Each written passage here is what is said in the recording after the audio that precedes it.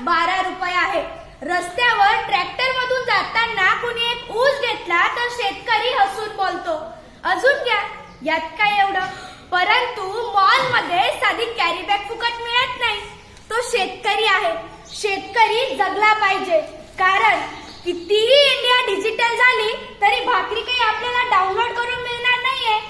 शेतकरी जगाचा पोशिंदा आहे.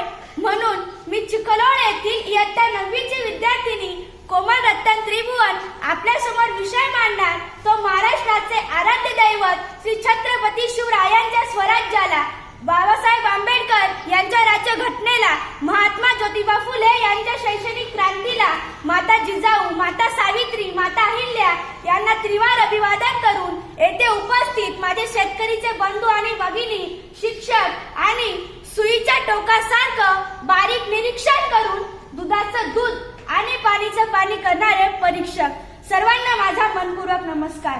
मी तुमच्या समोर विषय मांडते, शेतकरी राजा उभ्या जगाचा पोशिंदा. मित्रांनो, माझा बाप शेतकरी राजा उभ्या जगाचा जरी पोशिंदा असला तरी आज माझ्या बापावर काय परिस्थिती आली आहे ते तुमच्या समोर मांडते.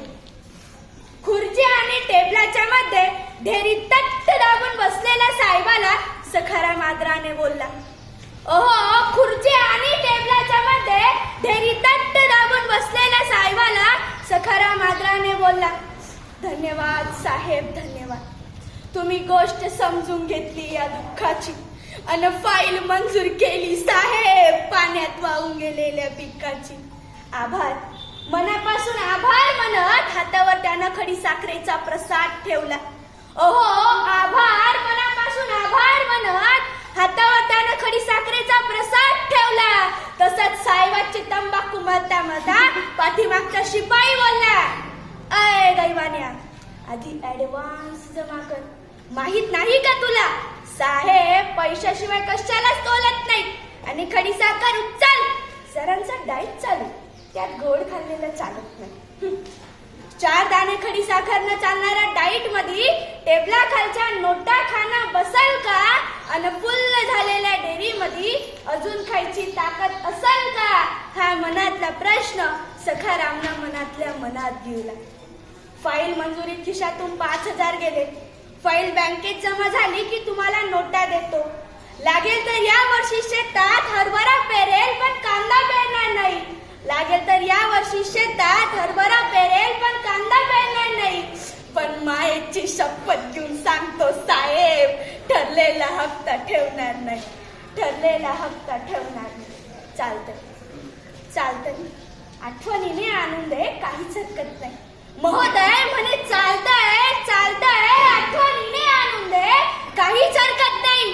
अरे तुला तर माहितीये आपल्या सहीशिवाय फाईल पुढे सरकत नाही. तुला तर माहितीये आपल्या सहीशिवाय फाईल पुढे सरकत नाही. साहेबांच्या तंबाखूसाठी मळलेला हात शिपायानं पटकन झटकला. ओहो, साहेबांच्या तंबाखूसाठी मळलेला हात शिपायानं पटकन झटकला. अन 10,000च्या फाईली पायी 50,000 द्यायला लागून सखाराम झाडाले जाऊन लटकला. अशी अवस्था सर माझ्या शेतकरी बापाची.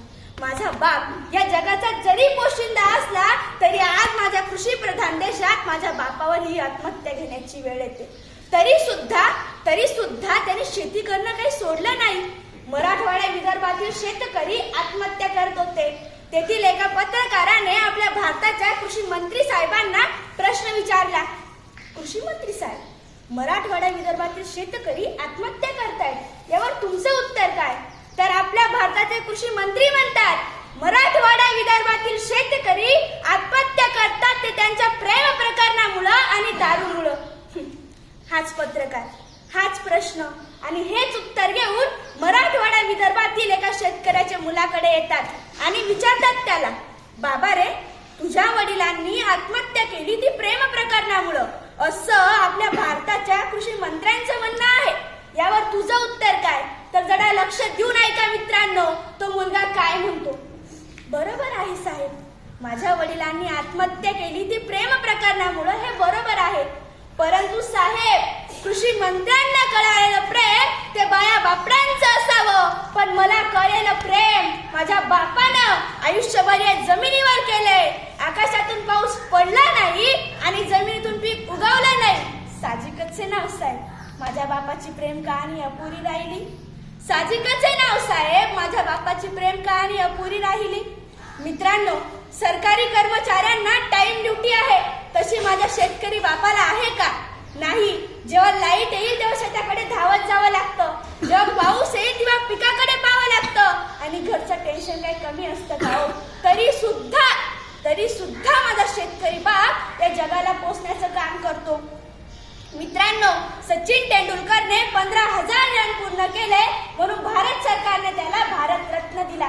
परंतु माझा बाप हा बाण तर तो बाण लाखो रन पूर्ण करतो. त्याला भारतरत्न तर सोडाचं, साधं गुलाबाचं फुल कोणी दिलं नाही. मग मला इथेच हा प्रश्न पडतो की माझा भारत देश हा कृषी प्रधान देश आहे की क्रिकेट प्रधान? मित्रांनो, शिवरायांच्या, शाहू महाराजांच्या काळात शेतकऱ्याला प्रथम क्रमांक दिला जात होता.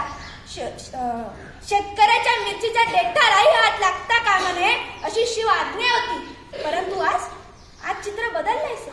आज माझ्या शेतकरी बापाला कुणी विचारत सुद्धा नाही.